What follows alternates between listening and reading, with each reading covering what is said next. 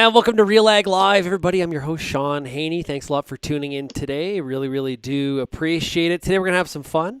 You know, frequently, Kelvin Heppner and I have these phone... We had one last night, actually. We have this phone conversation. We bounce back ideas, what's happening, what's going on in the industry of agriculture. And then, you know, just it's kind of a bit of a sounding board for both of us to work out some maybe opinion columns, story ideas, and things like that. Well, today we thought, well, what the heck? Let's just bring it and do it live and stream it. Why not here on RealAg Live? Hey, if you have a question or a comment, you want to participate in Kelvin and I's discussion, all you have to do is leave a question or that comment in the comment box, no matter if you're watching on Facebook, Twitter, or YouTube, or Twitch for that matter. And we'll bring as many of those comments and questions in as we possibly can. So thanks a lot for tuning in. Let's bring Kelvin in here from Altona, Manitoba. It is Kelvin Heppner. Kelvin, how are you? I'm doing well here, Shaun.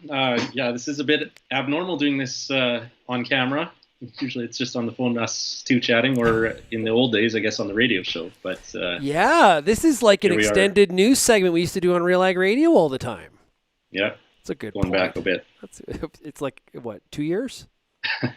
3 years, maybe. Yeah, this fall it'll be 2 years. Yeah. Yeah. Since so moved on to the farm. How are the crops looking out in your way?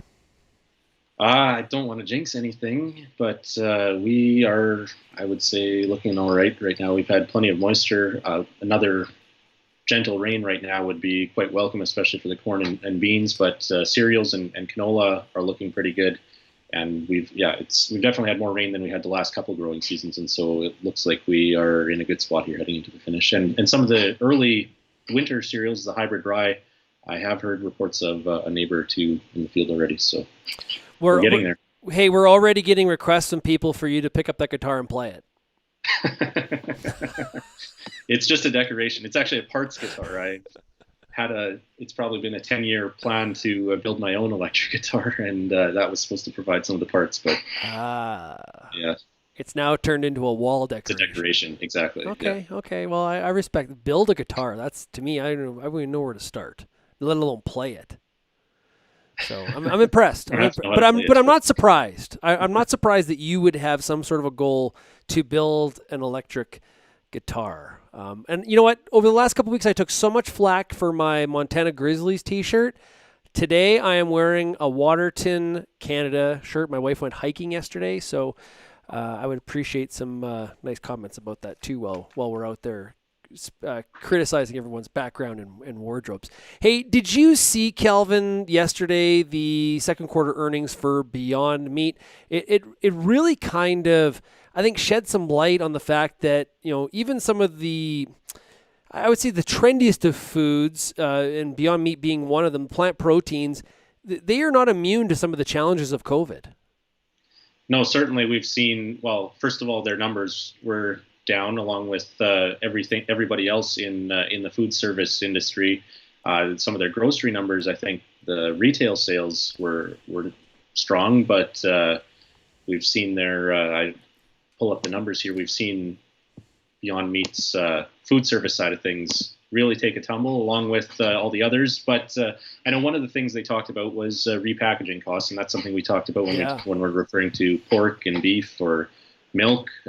The cost, you can't just move that supply chain from supplying the bulk quantities that a restaurant takes to what the local grocery store takes. And so Beyond Meats, I believe they said it was upwards of $6 million in additional repackaging costs. Yeah, they spent $5.9 million in the quarter taking product that was supposed to be packaged for the food service sector and moving it over to food retail, the grocery stores, Costco's, Walmart's of the world. So, which is, like you said, the exact same thing we saw in dairy, pork, beef, potatoes. They all have to do with that repackaging. And it's something I think pre-COVID we never thought too much about. You just sort of assume that there wasn't that big difference. It makes sense why there's a difference, but I don't think it's necessarily something we thought about a lot pre-COVID. Food retail, the sales tripled in the second quarter. The company still lost $10.2 million. They had a drop of 60.7% in the food service side. So that's where the big hit was to earnings. I think from a Canadian perspective, something that I was very encouraged by, Kelvin, is they talked about how they believe they're going to be able to push their prices down of course, now people walk into the grocery store, they see some of the costs of some of the plant proteins. They're not cheap, right? They're expensive for some plant protein, maybe some pulses, some chickpeas, and a whole lot of filler. I would like to see more of those crops incorporated into some of those patties. But they said they're seeing more processors, more suppliers coming online. It's a maturity of their supply chain. And I think that fits very, very nicely. We should sort of make the leap to what Canada's doing with Protein Industries Canada and trying to attract some of these processors to the country. That's fitting very well into that maturing supply chain narrative. Your thoughts? Yeah, Protein Industries Canada is that government supercluster, federally funded, that is investing in protein processing in Western Canada, not just plant protein. I believe they also have a focus just on general protein. Yep. But a lot of their announcements have been related to plant protein, including the Roquette plant at Port of Prairie, which is still under construction. And Roquette, earlier this year, I believe it was back in January, announced a major multi-year deal with none other than Beyond Meat to supply them with pea protein. So there we go. There's that direct link between what's happening at Beyond Meat and what's happening in the field in Western Canada. But I think this whole earnings report and what we've seen through COVID when it comes to plant protein consumption, I think some of the expectations may have gotten a bit out of hand, and we need to maybe approach this with a little bit more cautiousness. Just we've seen Jason Lusk, who you've had here on RealAg Live a couple of weeks ago. He's an economist at Purdue University. He's done some analysis as to the retail demand for plant-based proteins in the grocery store through COVID. Of course, we saw the packing plants shut down, and then we saw meat counters as the supply chain adjusted and people went crazy at the grocery store to fill the freezer. We saw those empty meat counters, and Jason's done some analysis looking at the timing and whether there's been any bump in consumption. And what he found is that most of the demand for plant-based protein likely came from people that maybe weren't eating meat. It's not that they've shifted. So when we had those empty meat counters, you would have thought, well, maybe people will pick up the plant-based ground beef or whatever we call it instead for making hamburgers or something, the Beyond Meat product. But it appears that didn't necessarily happen to the extent that I think some analysts were theorizing. Yeah, I can remember just a couple of weeks ago on CNBC, I heard an analyst talking about how they felt that people had done this big switch. They were disgusted with how some of the traditional packing plants had prevented the employees from keeping safe, and they just felt people were going to do this big switch, and kind of it was a bit of a hyperbole there. At the end of the day, I think when you look at it. Yet, the other news we had today on the plant protein side was KFC. They're making, they've got a permanent resident in their menu that includes plant proteins now. Yeah, I need to pull up the press release here too, but KFC saying that their plant protein based, what do they call it? The KFC, I'm not sure. It's a sandwich basically that's supposed to simulate chicken. Yeah. And it simulates chicken. Does it? Well, it's what it's trying to do. It's an attempt at that. Right. And basically, I think you can put anything. Anybody who has a deep fryer knows that you can put anything in fried batter, and I think it tastes good. But it can taste okay. But what wouldn't you deep fry? Like that's a question that really that is something I think it's a real personality test. Is what would you not deep fry? Well, yeah, and I think Oreos, pickles, all those things. They're all amazing. They're all amazing when you deep fry them. Yeah. So yeah, they call it plant-based KFC. That's what it's called. Okay. And it's by Light Life, which is Maple Leaf's plant-based company. So of course we've seen a traditional meat industry company like Maple Leaf invest in this plant protein trend, and here they are. Of course, there's always lots of hype and buzz when it comes to actual percentage of sales. That's another story, I think. But I also have this other side of our farm here where we raise chickens, and so I have some interest in making sure that I appreciate the disclaimer. Still enjoy chicken. Yeah, I appreciate the disclaimer there. I will be upfront about it, but any other chicken stories you're chasing that you want to bring up while we're here?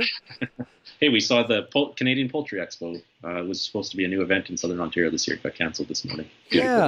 Yeah, it just I had heard today that AgriTrade and Red Deer is still saying they want to make it a go. I just good luck. I just Manitoba Ag hasn't no, they announced yet. haven't. Neither is Crop Production Show. SWAC will be virtual. Farm Tech, I don't think is necessarily made in a public announcement. Crop Connect is out in February. Western Canadian Dairy Seminar out in March. So I don't know. If I'm going to bet, my bet continues to be we will not have one of these shows until July of next year. It just it comes down for me. It comes down not. It's not a question of will farmers go to the show. I think it continues to be a question about will exhibitors exhibit. I think that's the challenge, especially when it comes to some of the big multinationals. Yeah, they have their policies that apply internationally in some of those companies, but I agree. I think just in some of these venues, it's impossible to have the appropriate distance that health health authorities recommend. So yeah, into spring when we can be outside again for events, I could see things certainly picking up again then. And I think there is going to be an appetite or a thirst for information. We've seen some virtual events take place already this summer, and I think to varying degrees of success, or depends on your perspective. But I think that this winter, farmers are used to kind of after that holiday period, Christmas, New Year's, getting into kind of the learning time of year. And I think there will be an appetite for finding out about what's new in equipment and what's new in technology and what's new in agronomy research, all those things. So it'll be interesting to see how things play out on that front. I got a great resource for them. It's called RealAgriculture.com. Yeah, exactly. They don't need to leave their living room. Yeah, and they have some experience doing it too, I heard, and it's not, Been doing a virtual farm show for 12 years. Okay. Yeah. The other big piece of news this week that, it's a big number. This is not something to, sort of ignore. FBN, Farmers Business Network, in Series F funding, they raised $250 million. That is nothing to shake your head at.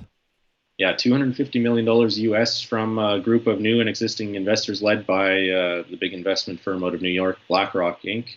Kleiner Perkins, which was an existing investor, I believe they put in $175 million in the last round into FBN, as apparent has also upped their contribution in this round. So, yeah, Farmers Business Network certainly making a big splash in the seed and crop input market, and this dollar figure is nothing to scoff at, and kind of it's definitely a non-traditional way of building an ag retail business. And so following closely, I know a lot of farmers, we scratch our heads and think 250 billion. And according to Bloomberg, this investment values FBN at $1.75 billion with a B.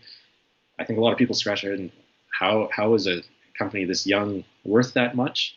But obviously, people see potential in possibly selling or increasing sales of seed and crop inputs online, which FBN is doing through their FBN Direct marketplace. And they also say they're going to use some of this investment to expand their crop marketing and financial services parts of their business. Yeah, but they've got some competition, right? So FBN is mainly a non.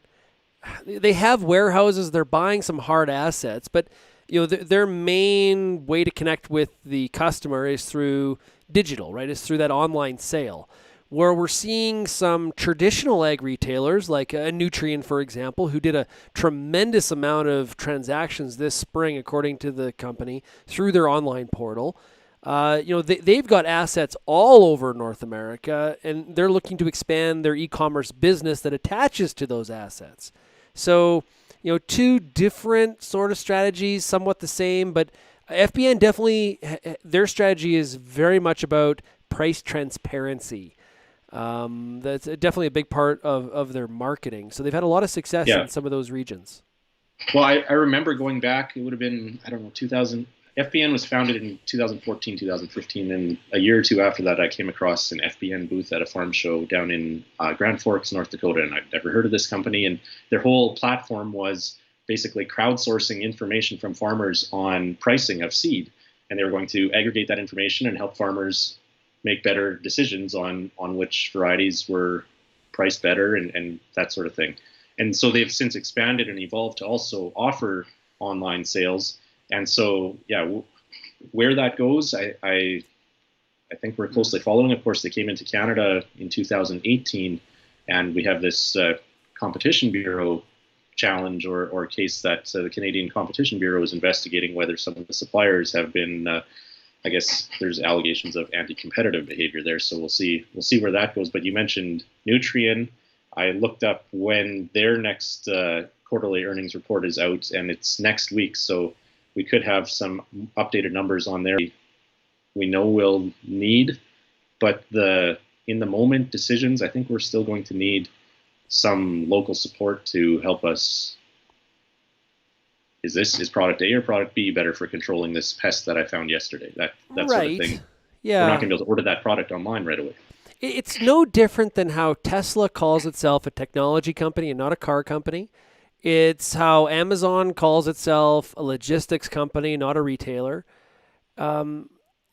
It's more than just the sale part of it. It's the how do you logistically make it happen over a very vast geography? Now, if you're in, say, southwestern Ontario, where it's pretty confined to a certain geography, you got to deal with some of the traffic of the 401 and stuff like that. But that's different in Saskatchewan, or say the middle of Texas, where somebody may be 5 hours from that distribution point. I think that's one of the challenges that can be overcome. Like it's impossible to solve it, but that's I think some of the challenges. And it's exciting to see this outside investment in agriculture. These investment firms obviously see potential in ag tech and in the future of food production here in North America. So. Well, it's similar to when we went to Agritechnica back in 2017, and we saw Bosch was getting into sensing in agriculture and the weed identification, spot spraying robot, the partnership with Bayer. That's some of the sometimes it's nice when innovation comes from outside the traditional sector. You mentioned Tesla. There's potential that some of the innovation that's happening in the Tesla supply chain could translate into on-farm machinery and stuff like that. So yeah. I think going forward, we're going to only see more of that. We can't operate in our own little bubbles, and I think that's what makes for exciting stories on RealAg is when we kind of look outside the ag world and see, hey, this technology could apply here, and that's right. So. Yeah, but while some companies are getting $250 million in VenCap, there are some companies that we're seeing struggles, right? We've seen some of the earnings report that came out last week for some of the machinery manufacturers, not great. And as they put forward some of their forecasts for the rest of the year, it's there. In some cases, like we're not even going to revise earnings because we don't know what's in front of us. Also, some of the precision ag players, trying to find some firm ground here during these low, especially in the U.S. Midwest, low commodity times, and some, probably some cost cutting on the farm. And how does that play? How that all plays out? We saw some of the Fairfax stuff with Farmers Edge last week. It doesn't look totally great, and they're just one of a whole bunch, I think, that are having some struggles right now. Yeah, Fairfax is one of the major investors in Farmers Edge right now, and Fairfax released their quarterly earnings or their financials last week, so we saw a little bit of an insight there, although it's not a complete picture. As with all of these earnings reports, it's hard to get a kind of read. You have to read between the lines, and you can't. That's dangerous. So have to be careful with what we imply there. But I think that the machinery side of things, we saw even Rocky Mountain Equipment. I know we had some questions about their earnings report, which we had a story or mentioned in a story on RealAg. 43% increase in used equipment sales in the last quarter. Wow. Year over year, which is substantial. And I know some people are asking, so were they selling at fair market value or at a profit, or were they basically just trying to clear out inventory? And I know dealers have all been trying to reduce their inventory. So I think that's a matter of perspective as to which way it went. But we've seen that used equipment market heat up. And I think one of the questions that all of this you mentioned the current kind of environment in the market with depressed prices. What happens to large machinery prices? Are we like the X9 combine price? I saw it was posted on Twitter today. The list price. What was it? I believe the number I saw was just under 900K US. So, but you have European sprayers coming over for 1.5 million or whatever they are. I'm not sure how we pencil this out without with the traditional model of a farm buying a piece of equipment and then using it for a year or two. I don't think that model necessarily is working right now. Man, like that's a lot. Like, there's the who can afford. What's your depreciation? Yeah, like what's your cost per hour? All those things. Yeah, there's like the who can afford it is new, right? Because it's not everybody is the fit for the X9, right? Like but there is a customer. They will sell it out. I promise you. Somehow, some way, they will sell it out. Yeah. But what about the used market? Like, what is the used market for an X9 combine based on that capacity, that scale? It's the same thing when we were getting like the 100-foot drills and the 1,600 bushel cart. Like that, it's not a. It's a fit for like a small group of people. I continue to think it's the efficiencies aren't in size. The efficiencies are making some of those mid-size models just operate better. I don't know. Yeah. Lara from the RealAg team just shared that an X9 priced with a 50-foot header at 1.2 million. So I'm not sure if that's the Canadian list price then versus the US list price that I saw on Twitter. Well, the dollar's climbing, so it's helping. Yeah, exactly. I'm not sure where the whole new equipment sales thing is going to head here. It just seems it's not sustainable the way it is. There are some deep pockets on some farms, I think, that can afford it. Like you said, it will sell. People like the color and all the features, but can you justify the cost per hour and the depreciation and all that part of it when you get to those sky high levels? Well, and the thing is, listen, if it was priced at 600, farmers would still complain about the fact it was priced. Like we complain about machinery costs. Like let's be like just a thing we like. How often do you see with a new piece of machinery where somebody's like, that's pretty good value? It doesn't happen, but it's sort of it's just a part of our discussion. The reality is when you get up to 1.2 million, that's a price tag. There's a point though where we can't afford it, especially if we don't have a good crop, which I think thankfully in Western Canada this year many areas do have a decent crop. So and in the Midwest, it's just what is that crop worth? Like we had Arlen Suderman on here from StoneX last week, and he talked about a 183 on the U.S. corn crop. That is a lot of corn. Now, and with that much corn, maybe you do need the X9. Yeah. I think a combine's a little different than a large drill. A combine you can apply in many areas in different situations, whereas some of those giant drills don't fit everywhere. So, so you mentioned RME and their earnings. The big jump in used sales is like, is that, do you think by the end of 2021 that will still be the trend in, like I think for sure in Ontario, obviously that's outside of RME's market, but in Western Canada, there's a big spring wheat crop, big canola crop. Pulses we'll see what happens with the pulse yield. Prices aren't bad. Why are so many Western Canadian farmers jumping to used? Oh, I think things have been tight the last couple of years, and even with these prices today, I don't think, even if we have a good crop, I think used just is easier to finance right now and to pencil out. Okay. So but dealers, like I said, have been trying to reduce their inventory, and so I'm not sure whether we can't see a 43% increase in used equipment sales for too many quarters in a row. We don't have that much used equipment to go around. Plus, dealers are finding other ways of getting rid of it. I know some local dealers have been shipping combines overseas, whether it's South America or Kazakhstan, places like that, and I think they're trying to kind of clear that supply so that it's just like when we market grain, we need to reduce supply to get higher prices or to make sure people pay higher prices. That's, I guess, the same thing's happening in the machinery world. Well, when we sold Haney Farms, we had some old construction equipment that we had to sell. And so the local dealership here, Headwater, endeavored. It took them like some of that stuff was kind of old. Okay, like it was not new construction equipment. It was like a track hoe, an old loader, a skid steer. There was some stuff there. Not the greatest of great in terms of construction equipment. And the track hoe, which I cannot remember the number on, but it was a cat track hoe, and they ended up selling it to Pakistan. And there's like a guy in Vancouver that basically buys them, puts them in containers, and he had shipped like 9 of them or something in the month of June. Like crazy amount of business. So that equipment can find that even the oldest of the old equipment can find a home somewhere. Yeah, certainly there are people that's their job, that's their expertise, is making those connections and finding, kind of doing that whole price discovery process when it comes to prices around the world. So it's kind of cool to think, hey, this combine has another life yet for somebody. But yeah, it I think also helps sustain the local dealers when they clear out that supply, so that we don't have all these 9600 combines.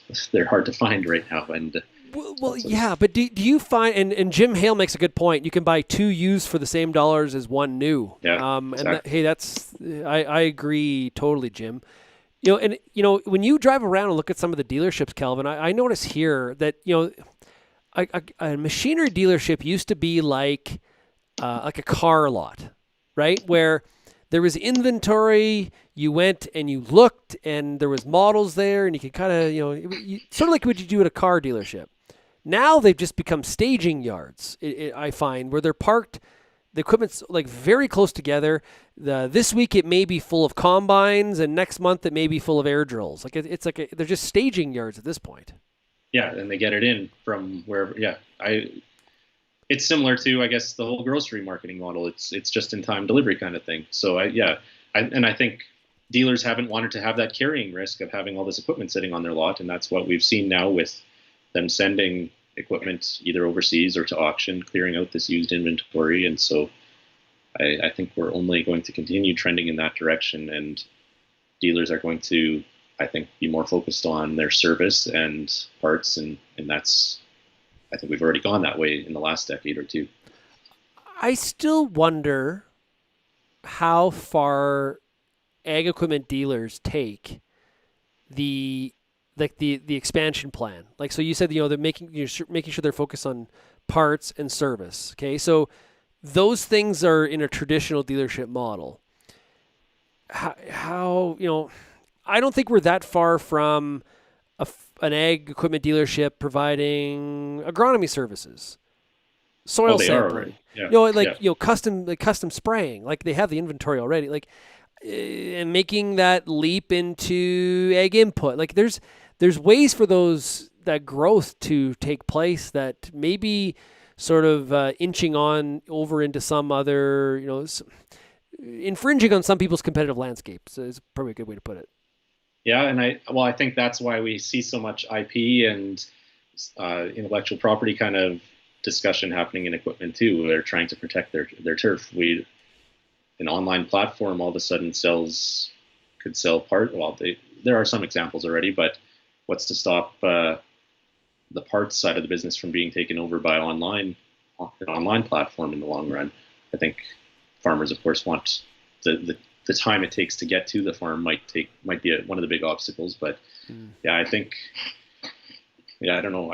It's like, what's to stop an FBN or a Nutrien or somebody with an established online platform from selling parts going the other way? I think farms, we are seeing the dealers definitely getting more into the agronomy side of things with sensors and keeping track of things in the field. They've certainly seen that as one way of expanding, but the traditional dealer model, I think, is evolving along with everything else that we're seeing when it comes to crop inputs and that side. Well, hey, and like we've seen on the seed side, we've seen an escalation of the price of a bag of seed, but what we've also seen is that gross margin per bag for the dealer go down. So as prices have gone up per bag, the dealer margins have gone down.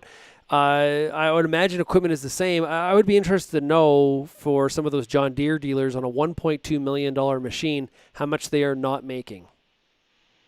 Yeah, exactly. And I think that's why they have expanded into some of these sensor technologies, whether it's the moisture sensors, a lot of deer dealerships in Western Canada picked up some moisture sensor technology, and they're selling that. And I think they're seeing opportunities to expand in some of those other service areas. Okay, Kelvin, very important question. Viren would like to know, Viren's watching on Facebook, what's the broiler breeder industry outlook? Well, Viren's always fantastic to watch these, and always he always asks the good questions. I gotta admit. You're right. And he actually, I was pleased to have Viren down, give him a tour of our farm a little while back. So nice. He's actually one of the few people that have been inside our barn. And so the outlook, I think it's okay. With COVID, we have had to reduce the number of chicks that we can sell or that we can get paid for, as the whole supply management system has tried to adjust to the changes in chicken demand. But I think chicken demand overall, in the context of some of the other proteins, has fared pretty well. People are still eating chicken at home, and so Eastern Canada saw a bit more of a reduction. Here in Western Canada, we're currently working with like a 7% reduction in meat supply this year. So or in the number of chicks that we can sell. So it won't be a record-breaking year in terms of the farm financial side of things, but it is what it is. Well, and you said 7% because the U.S. 7%, the U.S. cut was a little bit steeper, but not that much more, was it?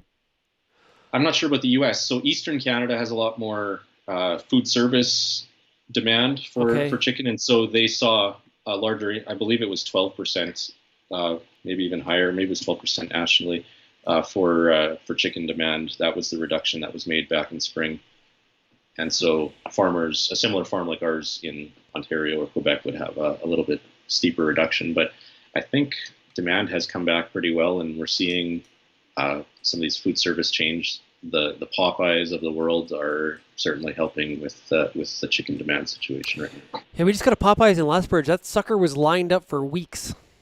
Yeah, it's I haven't. There's one in Winnipeg, but I haven't actually made it out yet. But I've heard the same thing, that there's something about it. Again, that deep fried batter. The chicken is good. How do you go wrong? Batter makes it better. Yeah. I'm still waiting for an answer. What does not taste good deep fried? It is a very short list. Yeah, and I think this goes back, kind of going full circle with our discussion here, going back to food company financials. We've seen a trend back towards kind of those comfort, familiar foods, and fried chicken, I think, fits into that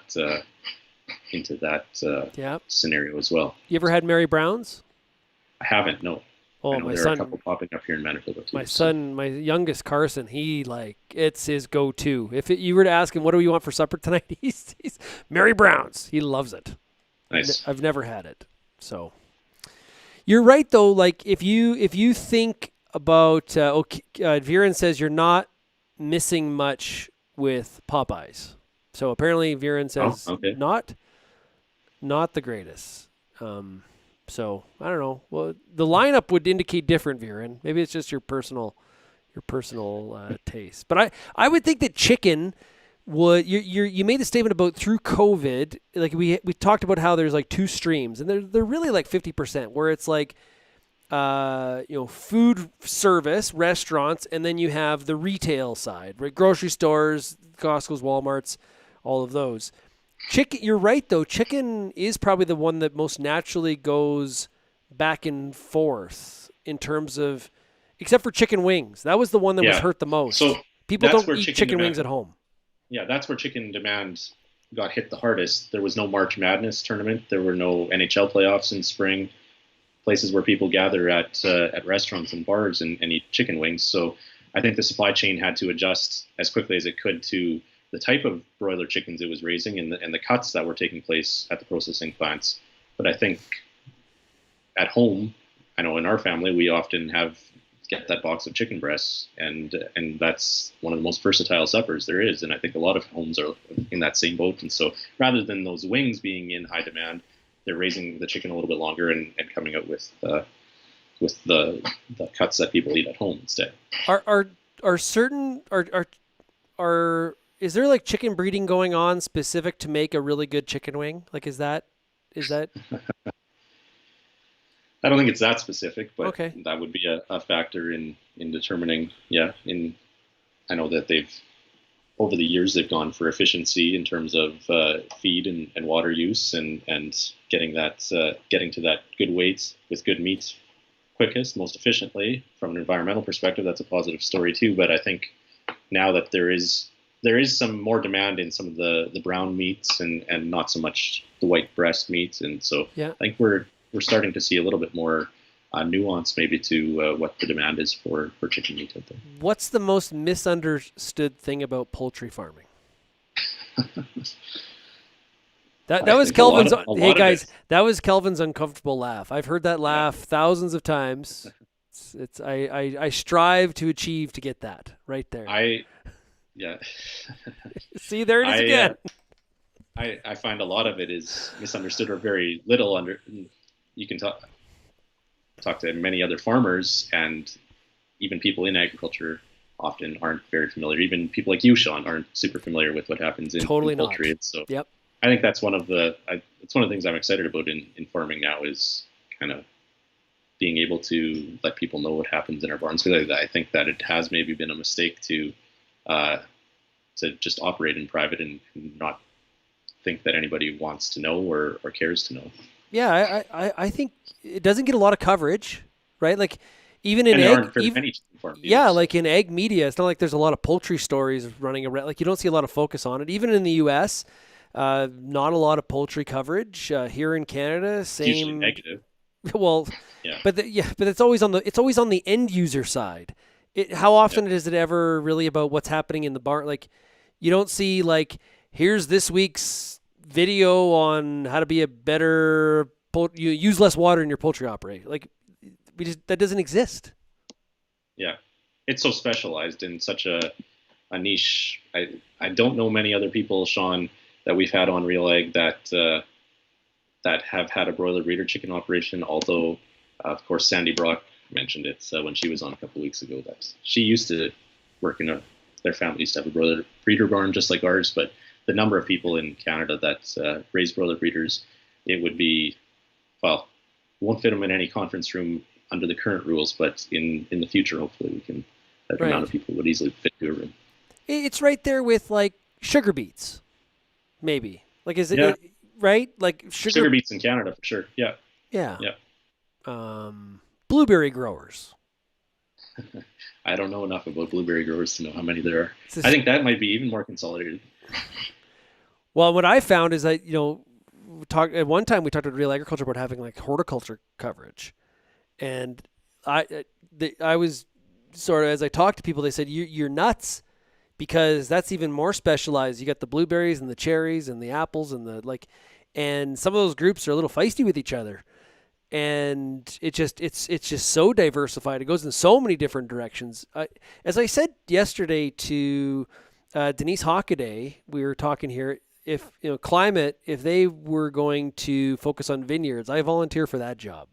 If RealAg ever expands into covering vineyard agronomy, I'm signing up right there. Just for the end user stories that it would require, right? Yeah, exactly. 9-Inch Cola says, I would love some hort coverage. Well, I'm sorry to disappoint you, but it's just not going to. Maybe go to a hort meeting once they start up again. You learn a lot. It's funny. They have the same products, right? They have a lot of the same. It's insects. They're just the intensive management is great. It's just so critical. Like you have to spray now, not like this afternoon. It's like now. That's how intensive the management is. One difference that I think I see though, Shaun, whether it's chicken farming or hort, a certain aspect or crop in horticulture versus the traditional grain farming and livestock production that we cover mainly on RealAg, you don't have that sheer number of farms, and so it's a lot harder. Often, I find, at least with chicken, to find good data or good research that is solid. It's a lot more anecdotal kind of findings because this worked for this guy and this worked for this lady managing her chicken farm, and it kind of. Whereas grain farming, you have all these farms, and it's a lot easier to come up with a consensus on whether a product worked or didn't, or a practice worked or didn't. And I think in these smaller, more niche, more specialized egg commodities, I think we need to. It's harder to find that good solid information. So do you get frustrated by that, wishing that there was like, there was more access to information that was specifically for poultry growers? Yeah, but we just don't have enough production to kind of make those fair comparisons. So it just takes longer, and maybe more of an intentional effort at the producer level in kind of doing your own research and doing your own measurements and comparison to your own trials. Yeah, good stuff. Hey, well, we blew through 45 minutes. Yeah. What were we going to talk about, Shaun? We weren't sure. I don't even know. We didn't get. What we didn't talk about was the migrant worker situation. I didn't trap you into that one. Yeah, that's almost a no-win situation, I think, talking about, well, of course they are major. Well, yeah, do you want to go into it? Well, why? We're here. Why not? We're here. Okay. We'll do it. Sure. We'll do it to end. Okay. So the Globe and Mail ran a story today talking about how migrant workers at some agribusinesses, I assume farms, in several provinces or multiple provinces, are being forced to be contained inside a bubble. So you're hearing a lot about this with the NBA and the NHL, where they're keeping players in a bubble. And this is, baseball is not, by the way, and baseball is having a lot of challenges when it comes to COVID in comparison to those two other sports. So bubbles work, or at least it looks like they do. And so the criticism in the Globe article is that these agribusinesses are violating the human rights of these temporary foreign workers because they won't let them leave, and they're actually making them sign contracts that they won't leave. This is a delicate one. I talked about this on RealAg Radio today, which you can hear at 4:30 Eastern on Rural Radio. What are your thoughts, Kelvin? I think it's reasonable for an employee. Well, every job has some sort of conditions that the employer imposes on the employee as to what's allowed and what's not allowed. But I hope that these farm employers are also being compassionate and ensuring that some standard of quality of life is being met for these employees. They're not NHL players getting NHL salaries and having access to golf courses and all these other venues that the professional athletes are getting to. So I think that there's an onus on the employers to make sure they're looking after these workers. And if they're going to put these types of rules in place that they aren't allowed to go into public or into large social places, that they at least are looking after them and making sure that, like, the thing is, a lot of these workers, they want to work long hours, so maybe they probably don't have the same expectations as an NHL player in terms of those amenities, but I hope that there's the human part of it. Of course, the accommodations need to be appropriate. Absolutely, it needs to be, the food has to be adequate. It doesn't have to be the same food as the NHL players getting, or there wouldn't be that expectation at least. But the food is there; it's available to keep the workers fed. If all of that is there, and maybe one of the criticisms was they weren't allowed to go to church. Obviously, there's virtual church options. I think options that I think would make sense to make available to some of those workers. If you can take care of all of that, a bubble makes sense to me, because 2 weeks ago the Globe and Mail was running nothing but stories about how these businesses weren't taking care of these workers, weren't preventing them from they weren't protecting them from COVID-19. They were all getting sick. It was all over the CBC News.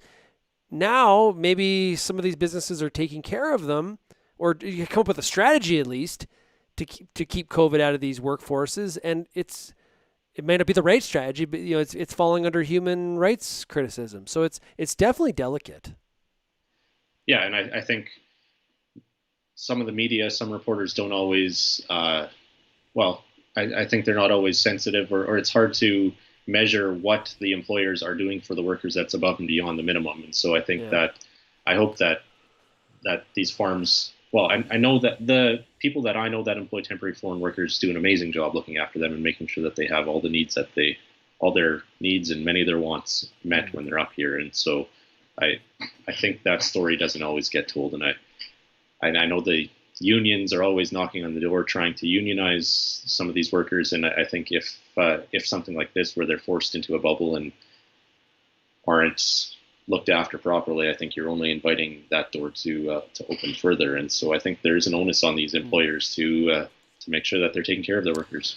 Are you into the NHL season?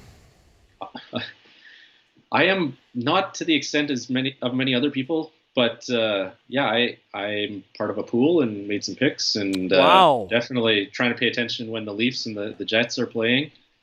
The Jets are losing, by the way. They're always the Flames are up 2-1. I know, and the Jets have some significant injuries there. So yeah, I don't know. It's a good.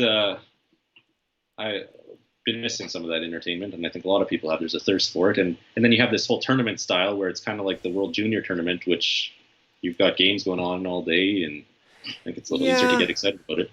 It's hard. It's August. It's plus 30 Celsius. Yeah, outside. I don't know. I'm fully into the baseball season. I'm having a hard time getting attached to hockey. I can't get into baseball this year. I'm having trouble with that. Oh, I'm in a rotisserie pool with my boys. It has taken over my life, dude. I am struggling to cope with it's just. I know, but you don't even know if the game's going to get played tomorrow. This makes it a huge challenge. Half my team had COVID. It was like, I'm screwed. Who thought about this during the draft? Yeah, exactly. And just the atmosphere. I'm still not sold on the fake crowd noise and the, I don't know. Yeah, but be sold, because you sporting event. Try to watch some of those Bundesliga games or Premiership games and they had no crowd noise piped in. Yeah. Awful. Yeah. Terrible. The crowd noise, the good tech. It's amazing how the producers have done a good job to play the appropriate kind of crowd noise and cheering based on what's transpired during the game. That's been pretty cool. Or did you see the basketball game the other day where they had real fans videotaped and they were in the stand? It was like an EA Sports game. Oh, really? Oh yeah.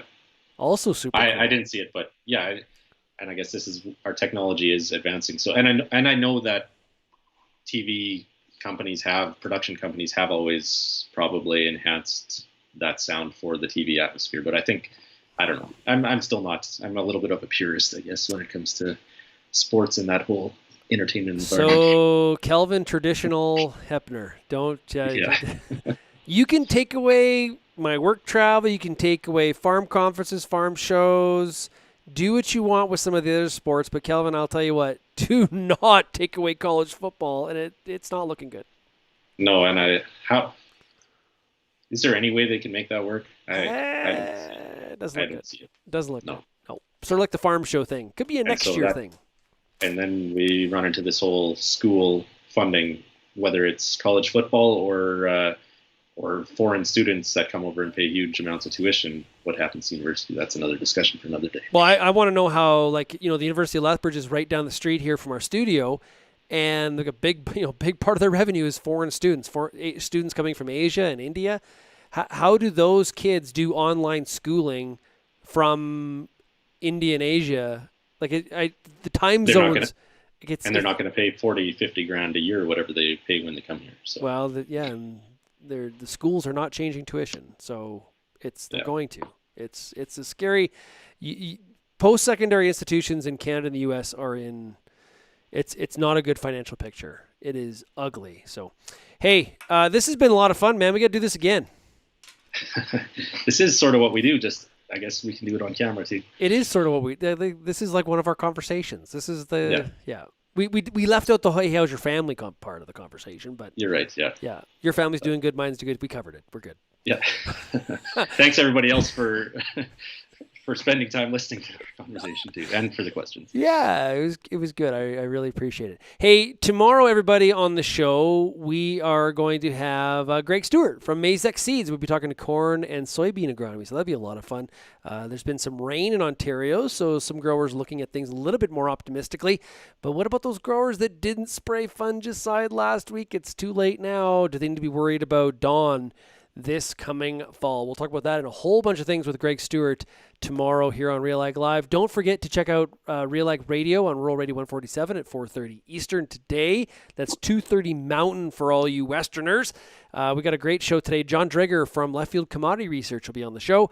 We're going to talk about how, I think it's kind of we can sort of predict now. We've got a big spring wheat crop, big canola crop more as well.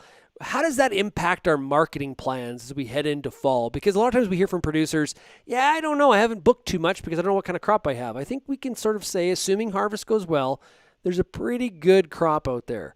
How should that impact, and what do you need to do in terms of your crop marketing here on the 2020 crop?